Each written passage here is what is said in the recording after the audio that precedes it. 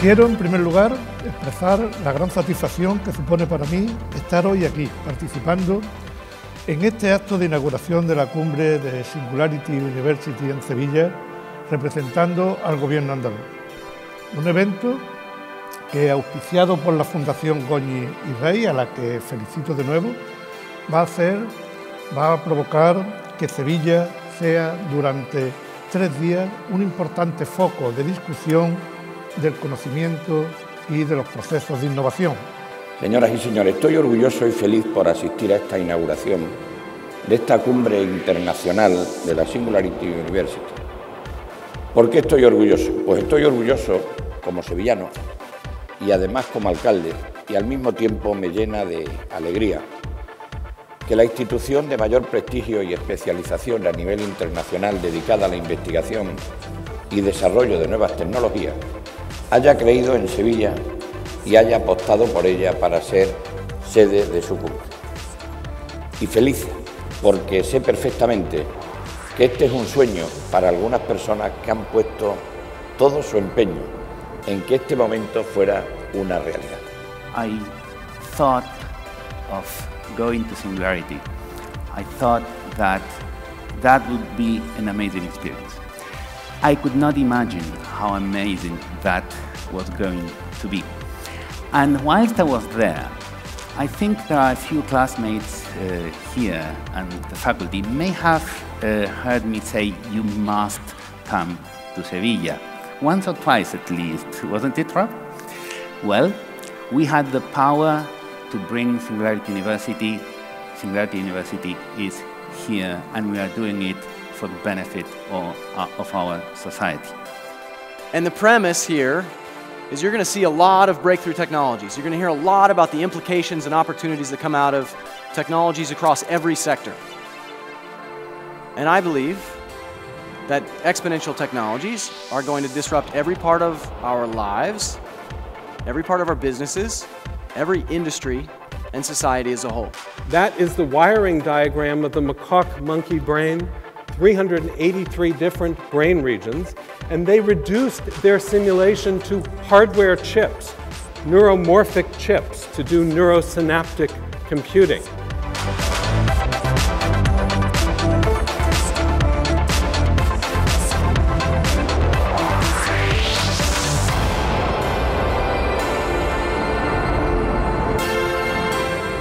Very pleased to be here with Singularity University in Seville. Rob is my friend, but he is not a very good robotics programmer. He does clearly like to talk about robots and their implications a lot. 18 months later, another contest was a success. 5 teams took cars 250 kilometers through the desert, down windy mountain roads and along desert roads, empty cars. This is ancient history I'm showing you now. We're going to move into the present soon.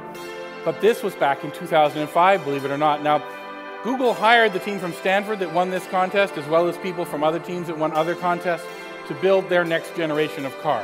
My business is building roads, it's building bridges, it's investing in getting water to people who need it. So this is very serious business for me. I'm not looking necessarily for the next killer app. I am looking for a killer algorithm that's going to help me to solve the modeling issues that I'm dealing with, and I'll share with you a little bit more.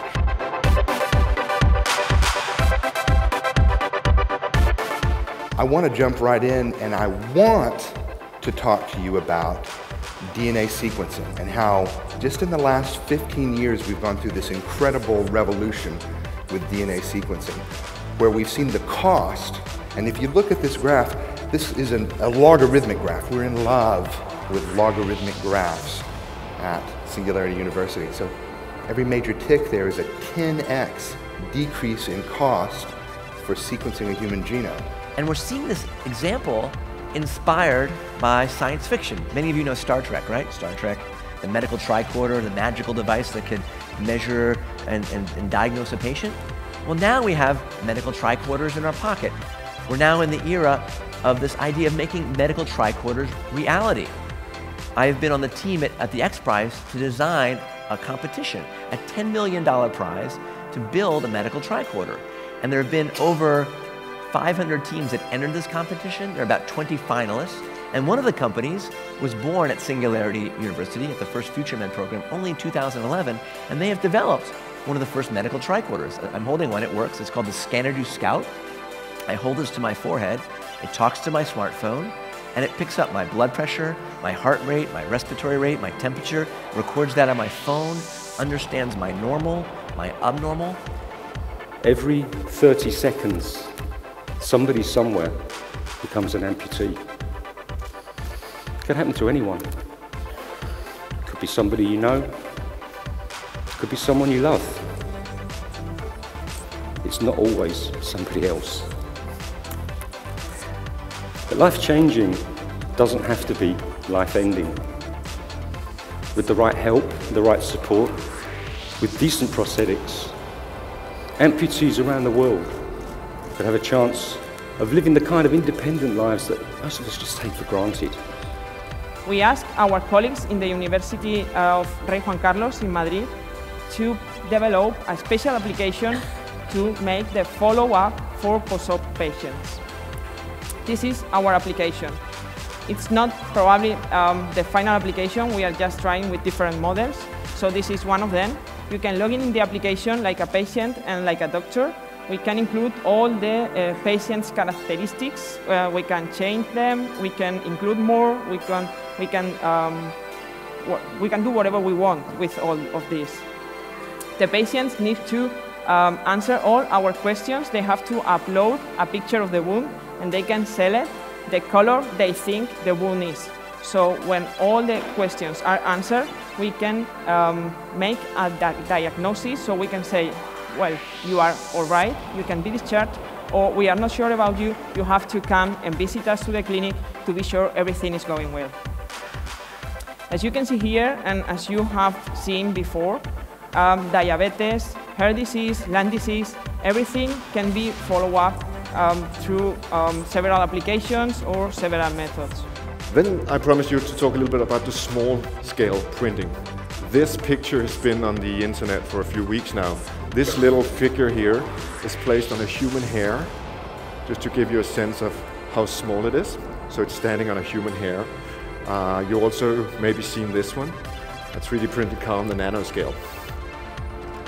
So why? I mean, we cannot drive in cars that are that small, but this goes for medicine. This is how we bring the computers inside our bodies. They will produce the things that Daniel talked about, that when we need to have those evolve the way we use electronics within our bodies, we will use this type of nanoscale printing. All of our affluence depends upon a natural resource base that is vulnerable. And all of those resources are under pressure. Food is one of them. Food is the first energy resource, if you will, the first energy technology. And we have some challenges.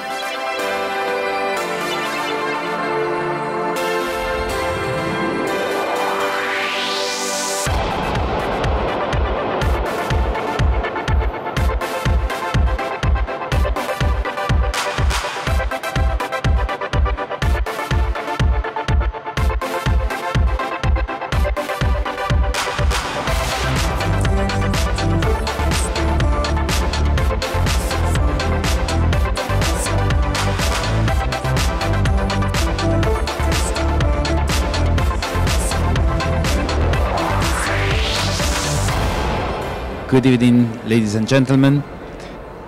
We already had the pleasure to listen to our mayor during the opening ceremony, and he's been so kind and willing to come and accompany us to this VIP dinner.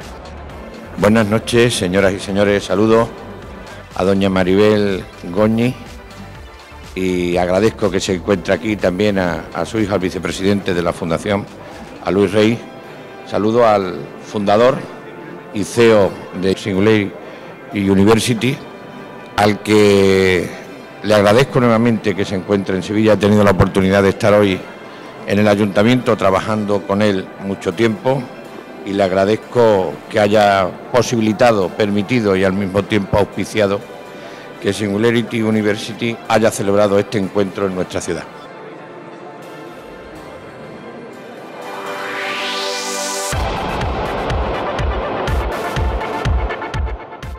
these exponential technologies, we started on Wednesday in the core technologies. We had an intro to exponentials. We talked about AI, robotics, computers and networking systems. We looked at how the finance industry is affected. And then yesterday we talked about how our bodies are being disrupted through digital biology, medicine. We looked at some of the bionics that are on the market today. We also looked at digital manufacturing. I showed my shoes, how everything we're making is changing. And then we looked at energy and the environment, which is a very big challenge for all of us. We need to have an unapologetic customer perspective. We need to really make sure that we understand, especially now with use of all of this technology, we need to understand that it's about people and how people use that technology. Fortunately, we do have a lot of sensors and new data to be tracking this in real time. And there's huge advances, one of which comes from our Singularity University team projects a few years ago. An Argentina gentleman by the name of Emiliano developed something called Satellogic, where he can now launch small CubeSats into orbit, near Earth orbit, to be used for monitoring various resources on planet Earth. And in fact, CubeSats is an example of an exponential technology and a technology democratization like never before. All of you have to pass through this digital era. You have to transform your model. You have to transform your business into a digital business. You have to spin the wheels of transformation. And to do that, the first thing you have to have is what we call digital vision. The transformation has to be done upside down. And then you have to have a digital approach both to the market and, of course, to the talent. So Columbus had an idea, and he had a mindset. And his mindset was to do what no one else ever thought could really be done. And obviously it's a little bit of a myth that people thought the world was flat then. Most people, they knew the world was round, but they actually didn't really have accurate ideas of what it looked like. And oddly enough, Columbus was actually wrong in many of his assumptions about the world. This was his real map of the world. And you can see underneath, I've overlaid the Americas, where they really were. Columbus's map is in orange. And that giant landmass in the middle is Japan. So he thought, one, Japan was enormous. And two, he thought Asia was much bigger than it was. And three, he actually thought that the world was much smaller than it was. But assuming that the problem does exist, we also need to think about how quickly is this problem going to be a problem? Is it going to be on the scale of years, or is it going to be on the scale of generations? Then we also, on top of that, should think about ourselves. Do we have the ability to be flexible and adaptable as rapidly as the changes are coming, or are there ways in which we cannot change even though the situation is changing without us? So something has happened in the last few years that allows us to build and scale businesses in a very, very new way. And I call these exponential organizations. So we've wrote a book about it. It came out in October. And here's the core underlying definition. An exponential organization is delivering a product or service that is a minimum 10 times better, faster, cheaper, smaller than the status quo. So how many of you are familiar with Quirky? So Quirky is in the consumer packaged goods industry. It competes with Procter & Gamble, Johnson & Johnson, and big manufacturing companies like that. If you are Procter & Gamble, it takes you about 300 days to go from a new idea to product on a Walmart shelf. Okay? About 300 for a good product. Some take longer. Quirky does that same process, new idea to product on a Walmart shelf in 29 days. 1 month ago, I will tell you, we were the Tinder for handbags. Today, I can tell you that we are the Tinder for handbags, shoes, and dresses. Our next step is becoming the Google for fashion. And to get in here, we need 1 million. We have the team, the traction, and for sure, we know how to do it. So, Ladies and gentlemen, entrepreneurs and investors, I invite to all of you to participate in the revolution of Me Encanta, the new worldwide success startup. Thank you. Thanks, Luis.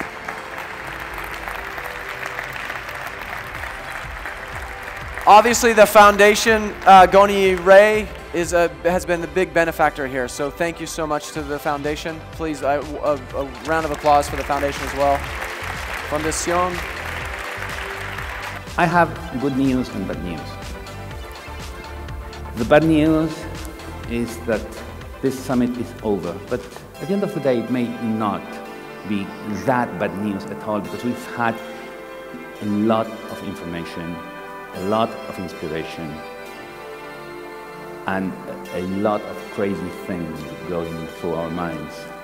Thank you for believing in this crazy idea of the Singularity University Summit Spain. The good news is that this is my first Singularity University, my third Singularity University Summit. I've attended the 3 of them, and I can tell you that it gets better and better. So the good news for Ernesto Carmona and for us all is that yes, we will attend a better conference. And I want to do a quick survey to finish this. Please stand up and join me in a round of applause if you want Singularity University to be in Sevilla permanently and have a summit next year.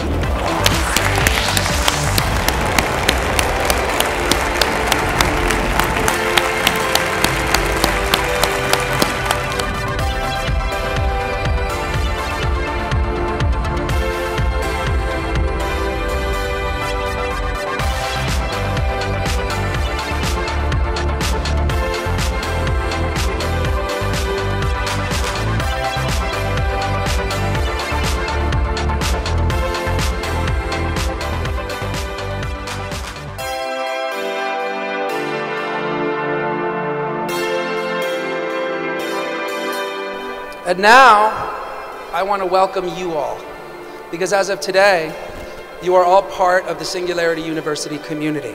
And Singularity University is many things. We are incredible cutting-edge content. We are a platform where great events like this.